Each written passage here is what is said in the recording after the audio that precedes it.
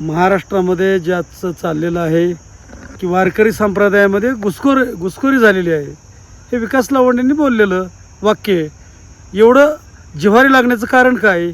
खरंच घुसखोरी झाली ह्याचा प्रत्यय संग्राम भांडारेंनी दाखवून दिला की खरंच आम्ही घुसखोर आहोत. विरोधी पक्ष जे आहेत ते कमकुवत झालेले आहेत, त्यांच्याकडं धडाडीचा नेता नाही आहे.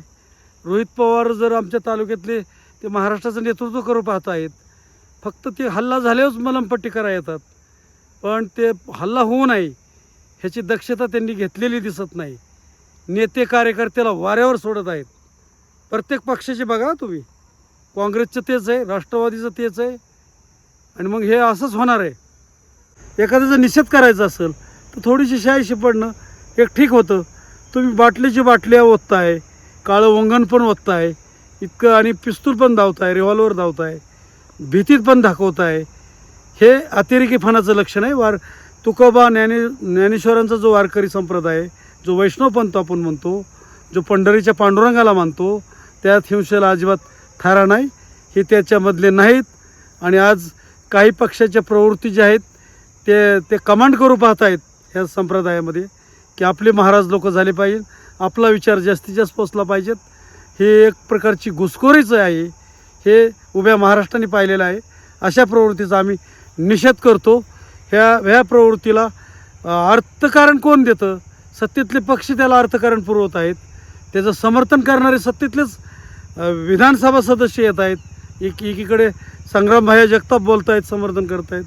लांडे साहेब समर्थन करतायत, पैलवान लांडे, आमचे गोपीचंद पडळकर समर्थन करतायत. हे बरोबर नाही. सत्ता थोड्या दिवसाची आहे.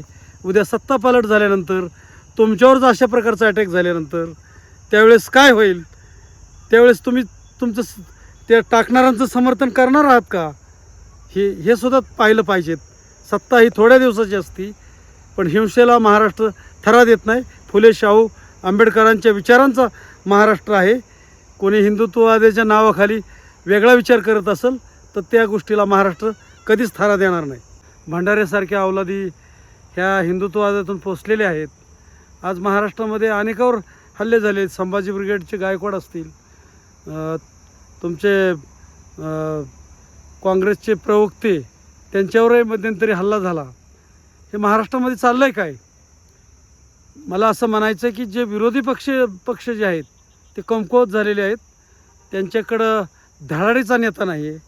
रोहित पवार जर आमच्या तालुक्यातले ते महाराष्ट्राचं नेतृत्व करू पाहत आहेत, फक्त ते हल्ला झाल्यावरच मलमपट्टी करा येतात, पण ते हल्ला होऊ नये ह्याची दक्षता त्यांनी घेतलेली दिसत नाही. नेते कार्यकर्त्याला वाऱ्यावर सोडत आहेत. प्रत्येक पक्षाचे बघा तुम्ही, काँग्रेसचं तेच आहे, राष्ट्रवादीचं तेच आहे, आणि मग हे असंच होणार आहे. तर कार्यकर्ते जे लढतायत त्यांच्यासाठी संरक्षण फळी तरुणांची ह्या नेत्यांनी तयार केली पाहिजेत. आता सत्तेतले पक्ष मस्तवाल झालेले आहेत.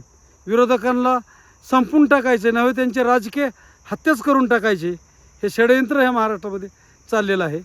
आणि म्हणून त्याच्याबद्दलची जागृती फार प्रमाणात होताना दिसत नाही. विरोधक शंड झालेले वाटायला लागले आहेत. तर एक काळ तुम्ही बघता की छगन भुजबळ, गोपीनाथराव मुंडे साहेब ह्यांनी शिवसेना आणि भारतीय जनता पार्टी, त्या काळात काँग्रेसचं सरकार असायचं, पवारसाहेबाविरुद्ध प्रचंड आवाज उठवलेला होता. आज पवारांच्या भूमिकेमध्ये आज आपले महाराष्ट्राचे मुख्यमंत्री फडणवीस साहेब शम पवारांच्या कॉपीचं राजकारण करतात. फोडाफोडी, लोक फोडणे, पक्ष फोडणे आणि स्वतःचा पक्ष मजबूत करणे, आणि जर कोणी आडवा येत असेल तर त्याला सरळ त्याची वाट लावणे, अशा प्रकारचं राजकारण चालू आहे. तर हे राजकारण संपलं पाहिजेत. इथले शेतकरी समाजाचे प्रश्न बाजूला ठेवून नवीनच काढलं जातं. शेतकऱ्याचे प्रश्न तर बच्चूभाऊ त्यांच्यात विलीन होतात. बच्चूभाऊ कडू शेतकऱ्याचं कर्जमाफी राहिली लगेच खराब प्रकरण निघतं, त्याच्यावर वेळ जातो. शेतकऱ्याची कर्जमाफी कोणी विचार करत नाही. आता कांद्याचा प्रश्न ज्वलंत आहे, तर आता तिसरंच काहीतरी नवीनच आता हे फॅड काढलं आहे कुठलं की तुमचं ते वारकऱ्यांचं भांडण, लगेच विशिष्ट माणसाला काळं फासणे. आता कुठं मध्यंतरी आता जरांगे साहेबांनाच उपोषणाला बसवायचं. शेतकऱ्याच्या शेतकऱ्यांना घोडा लावायचं हे धंदे करायचे. जरांग्यांचं कुठं उपोषण होतं की लगेच हाकेनला तिथं पाचारण करायचं ओबीसी नेत्यांना, आणि हेच फक्त महाराष्ट्राला चित्र दाखवायचं. खरे प्रश्न बाजूला राहतात. इथले सुशिक्षित तरुणांचे प्रश्न आहेत, विद्यार्थ्यांचे प्रश्न आहेत, शेतकऱ्यांचे प्रश्न आहेत, कामगारांचे प्रश्न आहेत, शेतमजुरांचे प्रश्न आहेत. ह्याच्यावर कोणीही भाष्य करताना दिसत नाही. तर जनतेने ह्या सोंगाड्यांपासून, ह्या प्रश्न विचलित करणाऱ्या प्रवृत्तीपासून सावध राहिलं पाहिजेत. जय हिंद, जय महाराष्ट्र.